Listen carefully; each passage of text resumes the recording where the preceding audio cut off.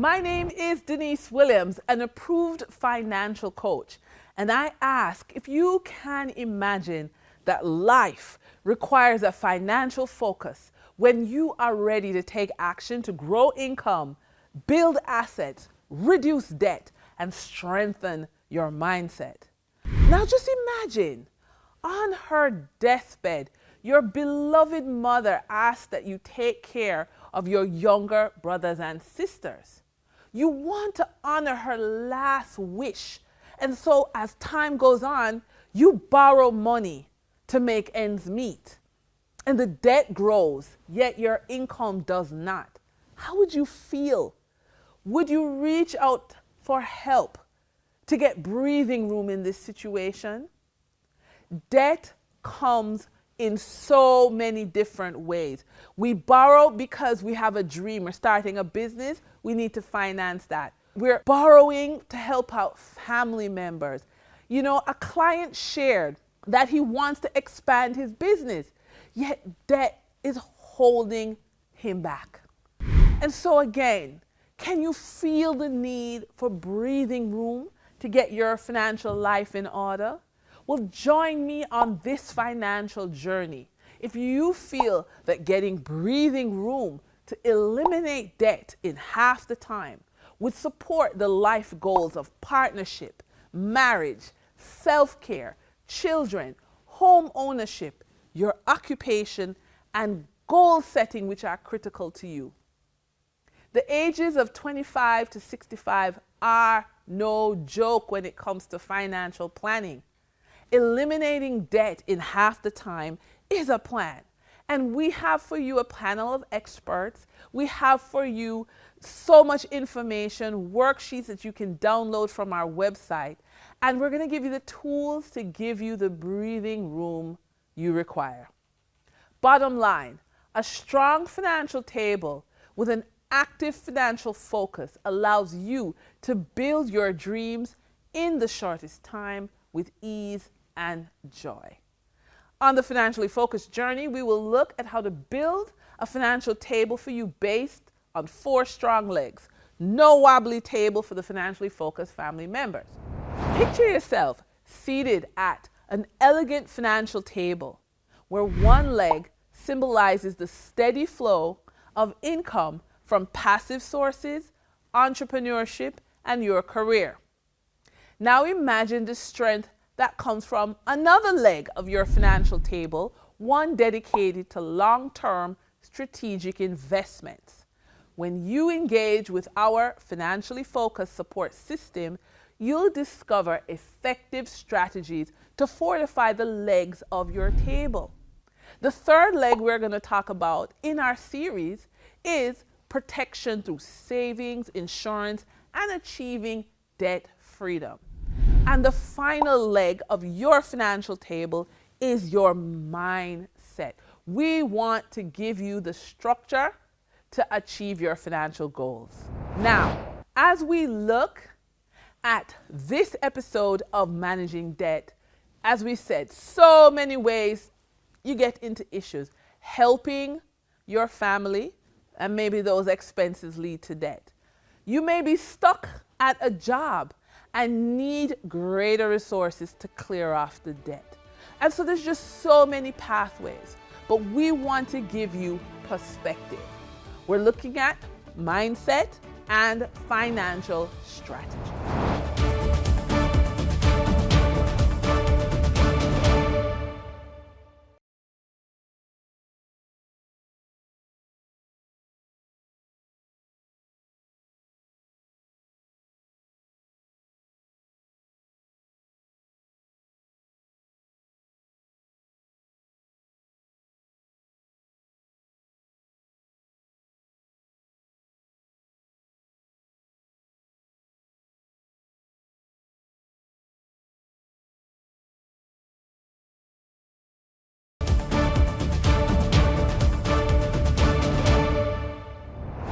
We have a powerful panel of experts who will share guidance with us on how to take a step-by-step approach to eliminate debt in half the time.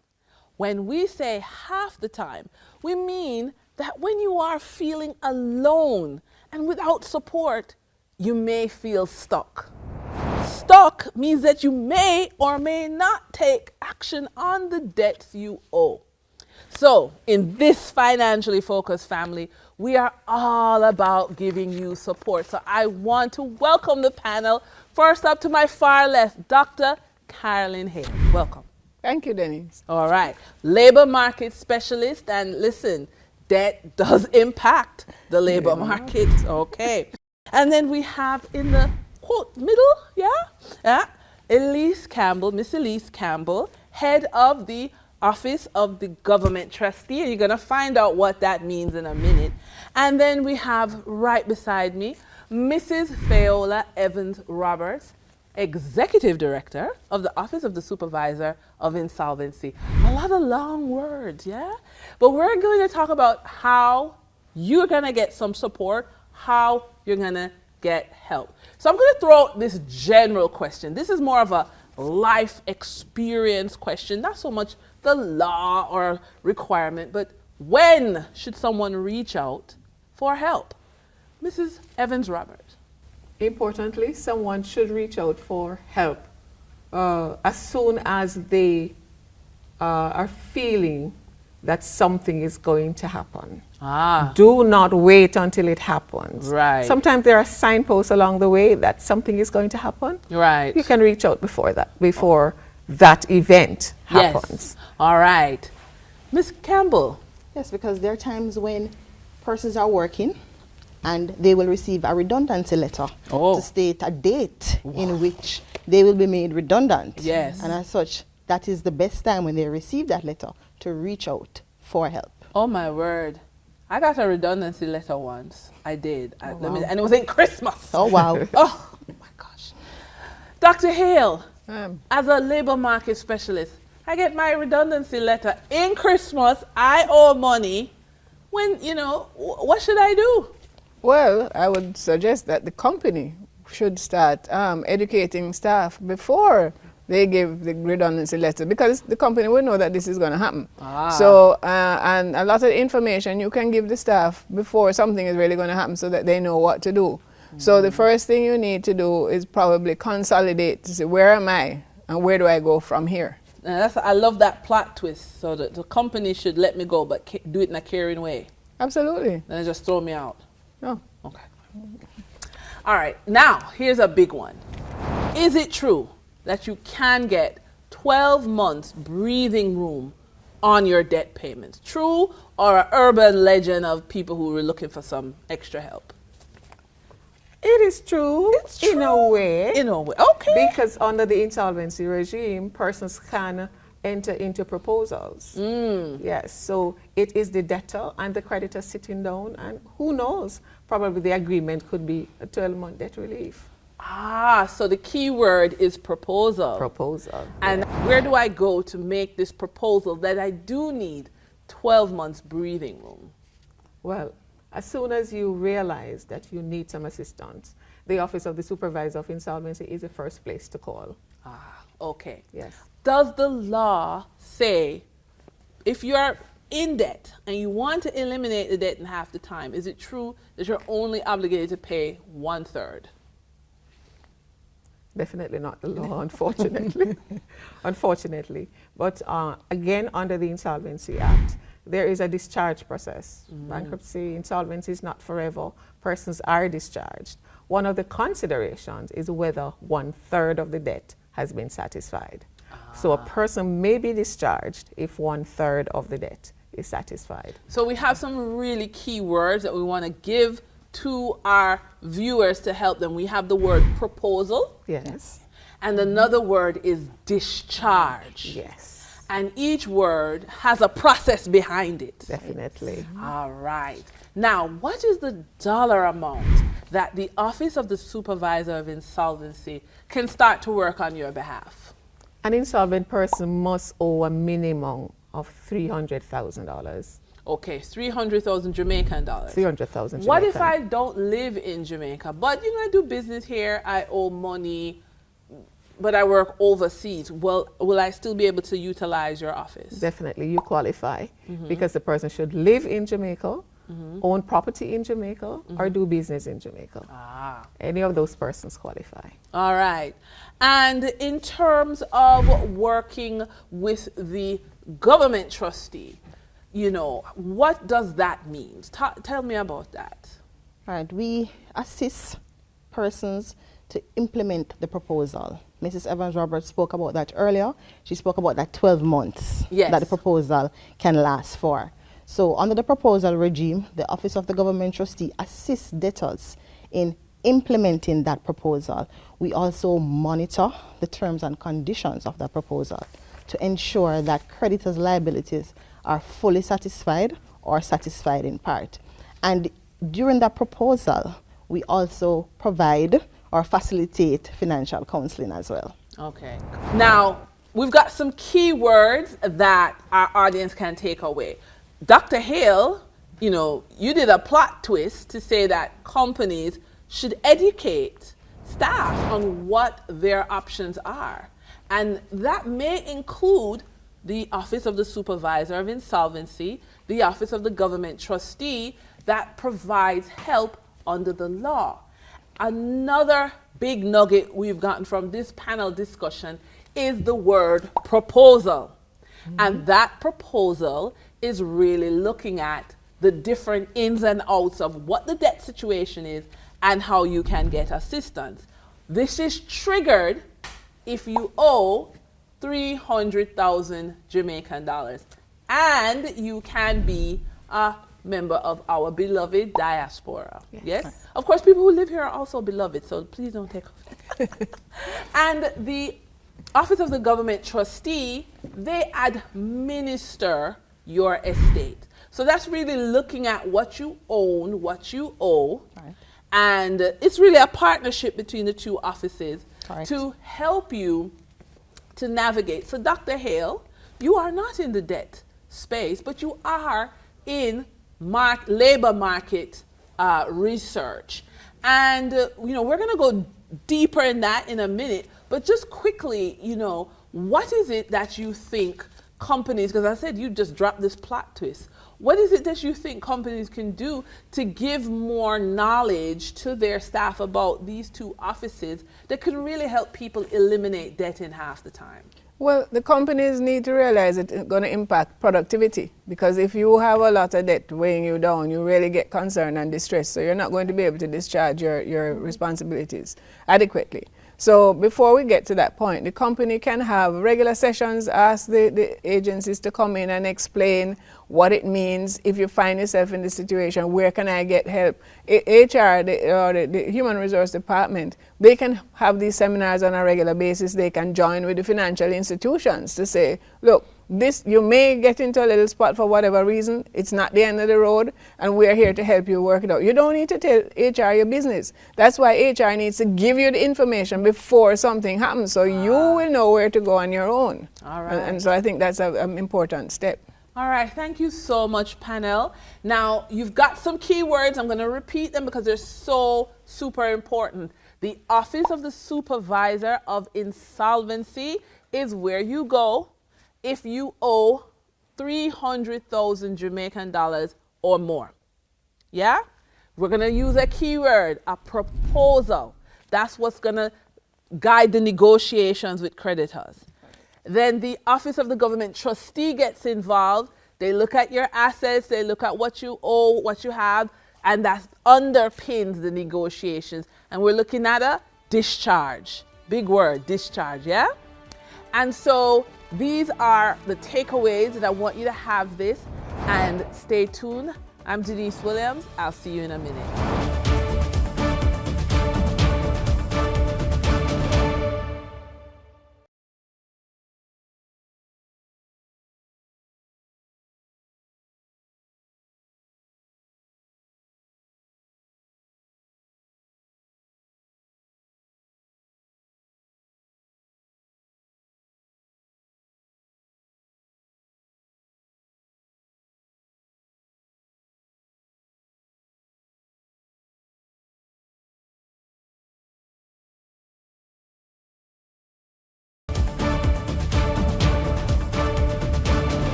We are here with Mrs. Fayola Evans Roberts, head of the Office of the Supervisor of Insolvency. Correct. Welcome. Thank you. Now, you've had 20 years experience dealing with insolvencies and bankruptcies.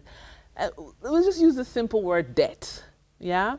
Now, a lot of people are in debt and they're ashamed. There's a lot of heavy negative emotions in debt. However, your job is to sift through the paperwork, the paper trail, what you owe, what you own. And so what we really want to know is, what are the trends? What are you seeing? We've come through COVID. We're in a post-COVID environment. What are you seeing coming through your office? And really, what would you encourage people to do now? I'd like to point out, first of all, Dennise, that insolvency is for the honest but unfortunate debtor. Yes, it is something that's there. It's nothing to be ashamed of. Anything can happen to anybody. Let's think about COVID. Nobody knew about COVID. So this stigma that is attached to bankruptcy, it's time for it to go, because anything can happen. What we want persons to know is that the office is there, available for persons who need a reprieve, for persons who wants to make sure that they pay their debts legally. That's what it is about. And COVID, we expected really that there would be more persons coming in who, especially companies that went through COVID, and we would have seen more persons coming in to probably file for proposals or bankruptcy. It really hasn't happened. But so far, since the advent of the Insolvency Act, we have 190 persons who have passed through the office, 52 companies. So there wasn't the large impact that we expected. What has happened, though, persons are a little bit more aware of the proposal regime. So a number of persons are using the proposal regime to resolve their insolvency situation. Okay. And in terms of, when we say the proposal regime, yes, we're really saying you're offering a proposal, yes, to clear off your debt. Yes, in order to avoid bankruptcy. Ah, yes. Yes. So you want to avoid bankruptcy.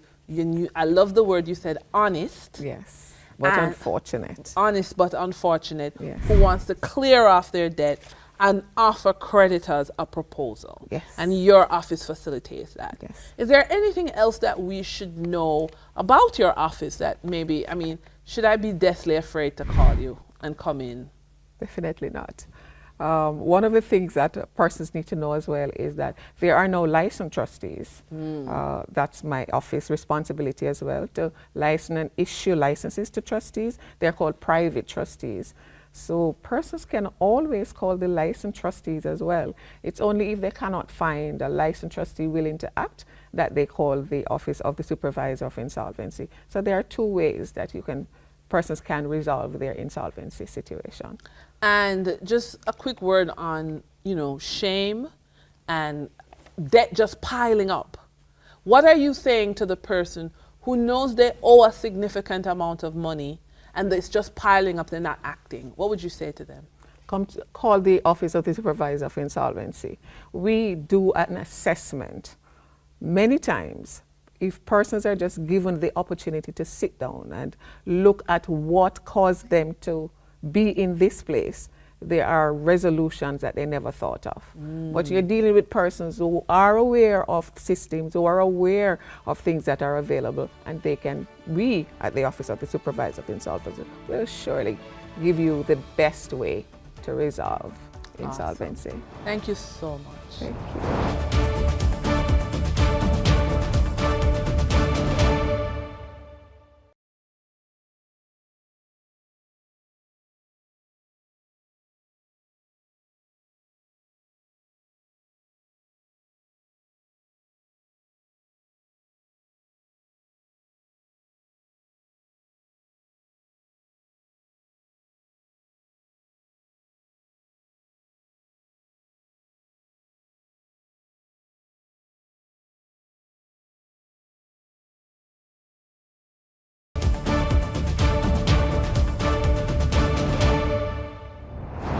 We are here with Dr. Carolyn Hale, Labor Market Specialist. Welcome.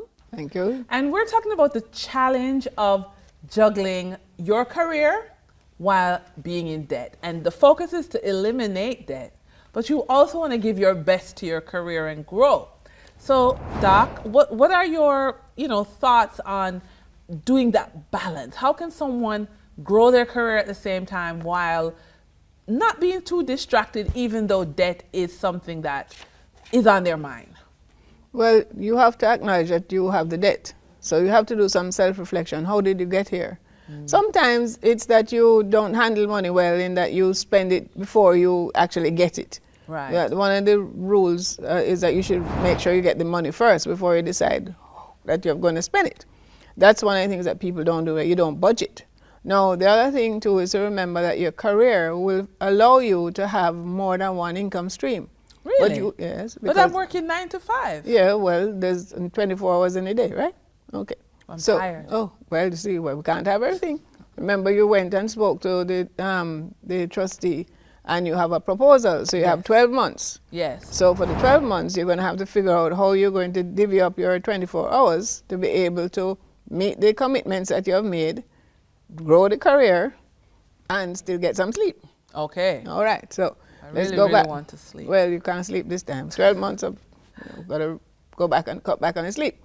So you need to look at that, because you can, with your skills, do I need to build additional skills? And you can build them for free if you go on Coursera or Udemy or any of these sites. That there are free courses that you can do, that you can increase your competencies, that will allow you to earn, create another income stream while you focus on your 9-to-5 job. And make sure it doesn't conflict with your existing job. Or if you're doing something like that, you need to declare to the HR department, look, I have side jobs that I do, but it has nothing to do with your resources or anything that's related to the company. Okay. But I'm declaring it. So that's critical. So you're saying that we should try and grow out of the debt by becoming, developing our skill sets. Yes. Okay, and there's free courses. Yes, they're free courses. All right, and then also we should declare that to our HR. That's not their business. It is their business, because if they feel that that you are doing something that's you're gonna use their computers or their resources, that's an issue. You can get fired for that. Yes. So you need to make it very clear. And there are some people who are malicious and will go and say, you know what Dennise is doing, and they don't have. Coworker like that. There you go. Aubrey. Oh, I know. Remember you told me that about him last week, right? I know. He watches everything I do. Well, that's the problem. So you need to make sure that the company knows before Aubrey gets to them. You see, so it keeps you free and clear. Yes. And you can do what you have to do. Right. And not be in any jeopardy of losing the job that you need to be able to help you to get out of the debt. All right. So we're focused on this. We're giving ourselves a 12-month, mental space, because we're working with a proposal. Yes. And the law allows us to put that proposal to our creditors. Absolutely. But we're also actually taking this as an opportunity to expand our skill sets. Yes. Maybe learn financial literacy, learn how to budget, but definitely learn another source of income. But even if you remember, Mrs. Evans-Roberts said that you can become a licensed, Trustee. Trustee. Well, maybe that's an opportunity for you. It may be an opportunity. You can explore that. If you're an attorney, it may be an opportunity. But you can start the process. You can start the process. Maybe this you could be a paralegal. This debt experience throws you into a bigger mindset, a deeper approach to basically managing your life better. Thank you so much, Dr. Hale, for that perspective. You're welcome.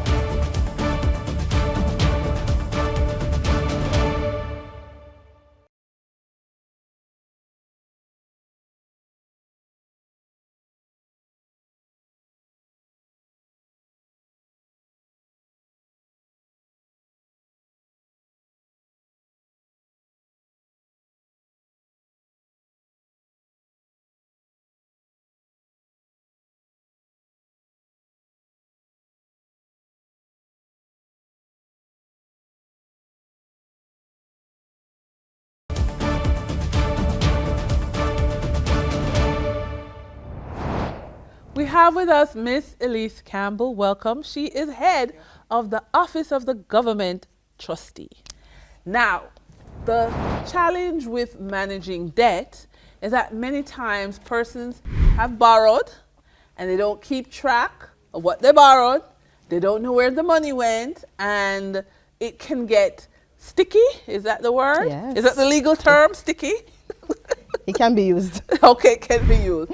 And so the Office of the Government Trustee is, mandated to sort of cut through the weeds and help clients navigate what they owe, what they own, so that they can negotiate with creditors. Is that correct? Yes, that is correct. Now, give me an idea of the process of, when I need this help, I've reached out to you.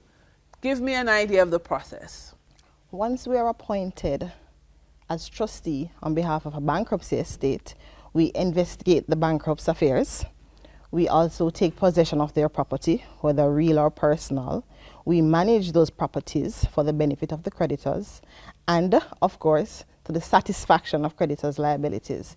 And throughout all that process, we ensure that the bankrupts are financially counseled. All right. So this can get pretty tricky because what if I borrowed a lot of money and I have no assets? I borrowed, maybe I partied, wasn't responsible, or I borrowed, gave to family, supported family. I didn't party the money, but the good intention of helping my family, and I don't have any assets. Most persons, most bankrupts, their only property is their income that they get on a monthly basis. Right. So the Insolvency Act that governs bankruptcy refers to what is called a surplus income. So as the trustee, we are to ensure that they live a reasonable life. Okay, so if I was traveling to Miami every weekend... That has to stop. That has to stop? That has to stop. We ensure that, of course, your mortgage is paid, your rent is paid, your utilities are paid, your children are taken care of. Yes. And that surplus that you have, we take an amount out of that. We invest it for the benefits of the creditors. So at a certain time in the administration process, we will make certain payments to creditors. Okay.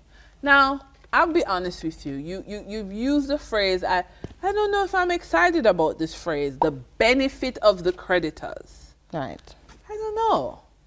I'm in debt. I just want to get rid of these creditors. I don't want to benefit. I'm just get rid of them. So talk to me about that. Because I'm sure you've heard that. People don't feel good about that. Well, you owe this money. Yes. And you owe this money to financial institutions. They are called creditors. So, of course, anything that we are doing must be on behalf of the creditors, but it is also a balancing exercise. Yes. We ensure that the bankrupt has a reasonable standard of living. So the bankrupt is able to take care of their affairs on a monthly basis, take care of their obligations on a monthly basis. And on the other hand, they are ensuring that their creditors are paid. So to be very clear, you work with financial institutions. Correct. Only financial institutions. And other government agencies as well. Government agencies. So like if I wanted to sue my ex-husband, I couldn't come to you. No, that he owed me for all of these years of marriage. I could not come to you. Not at all. Just financial institutions. Right. Anybody that you owe. And government. Is a creditor. It could be an individual as well. That's what I'm saying. So I could. My ex-husband, it could. It's possible. Or is it just mostly financial institutions and government? Your ex-husband owes you some money? I think so. Okay. Yes. So I could make a case. I could make a proposal. Well, it is if you owe your ex-husband. Oh, it's me. Right. No, he can't take me. No, not at all. If you owe your ex-husband, not at all. we assist you in paying back your ex-husband. Not at all. All right. Not at all. So to be clear, it's one of some key takeaways from this, that you ensure that if someone does need your assistance, they have a reasonable standard of living. Correct. And you then take any surplus, invest that for the benefit of the creditors to help the estate settle its debt. Correct. All right. Miss Elise Campbell, thank you so much. And if someone wants to reach out to your office, of course they can look at the information at the lower part of the screen, but also, what's your address? We're located at 52 to 60 Grenada Crescent, Kingston 5. That's in New Kingston. And your phone number? 876-929-8332. And quick last question. If someone is in the diaspora, so they have property, they have, business here in Jamaica, but they may live somewhere else, can they also reach out to your office? Yes. Absolutely. All right. Fantastic. So there you have it. You have some, we've, got some really key words, We're looking at proposal. We're looking at discharge. We're looking at estate. These are serious legal words that can help you to eliminate debt in half the time. Maybe it's a little scary, but the process allows your financial life to move on. You do get financial counseling, and you can rebuild. My name is Dennise Williams. I'll see you in a minute.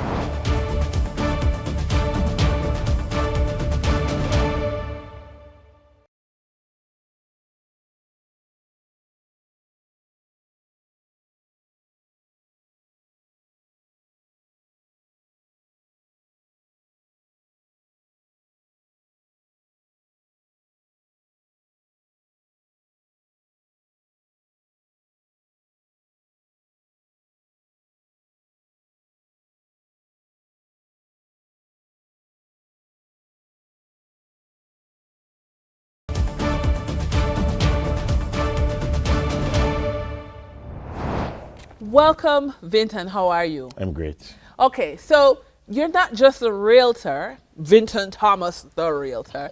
You're also a life coach. Okay. Now, here's the thing. Real estate is very intimately tied with debt because most of us have to have a mortgage to buy a house. Sometimes we borrow money to furnish the house, redecorate the house. So real estate and debt are really close friends. They hold hands. Very close, yeah. Okay. The challenge we have, though, is if the debt becomes overwhelming and we get stuck emotionally. So I'm asking you, take off the realtor hat, put on the life coach hat, and talk about the process of just getting unstuck so that you can move forward. Okay.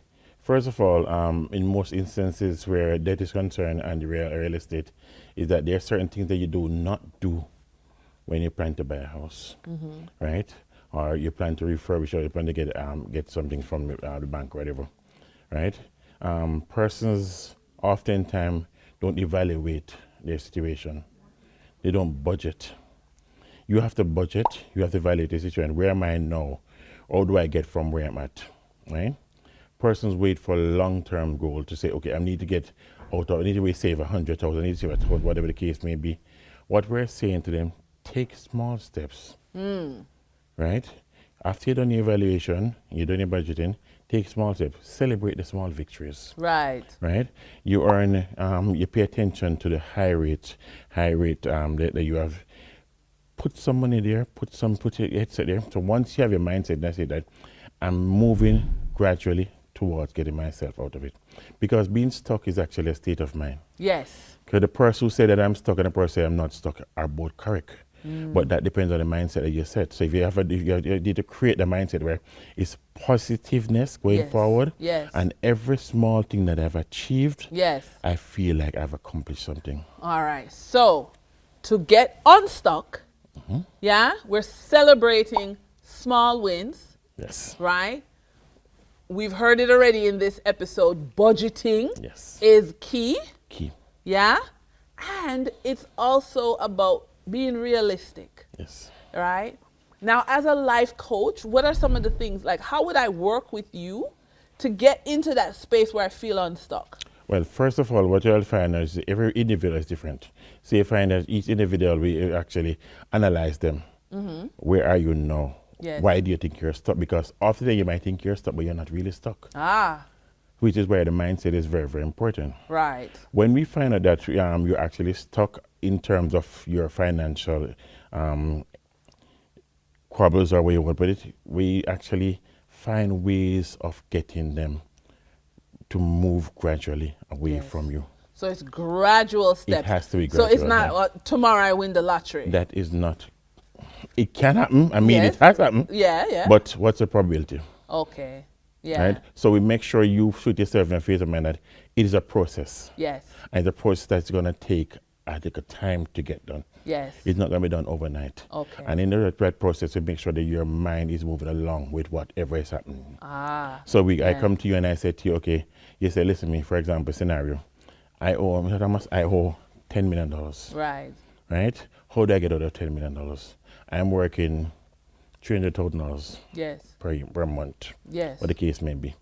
Right? Then we find ways of getting you to actually find additional income. Yes. Or we find that what you're doing, you need to cut the fat. Yes. Right? Well, listen, keywords is, key phrase, celebrate small victories, be realistic, and have an accountability partner. Yes, definitely. All right. I'm Dennise Williams, and I'll see you in a minute.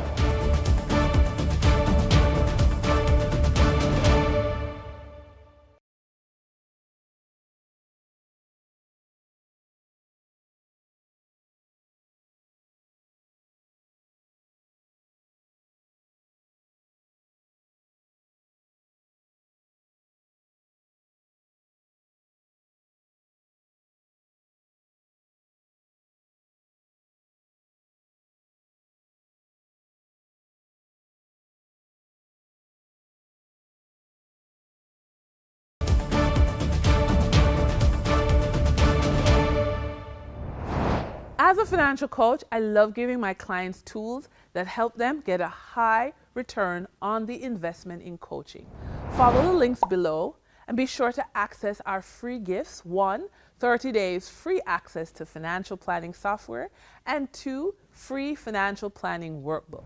We also shared that you are entitled to get help with your debt situation to eliminate it in half the time so that you don't have to be alone. If you want even more support, again, check the links below and take action.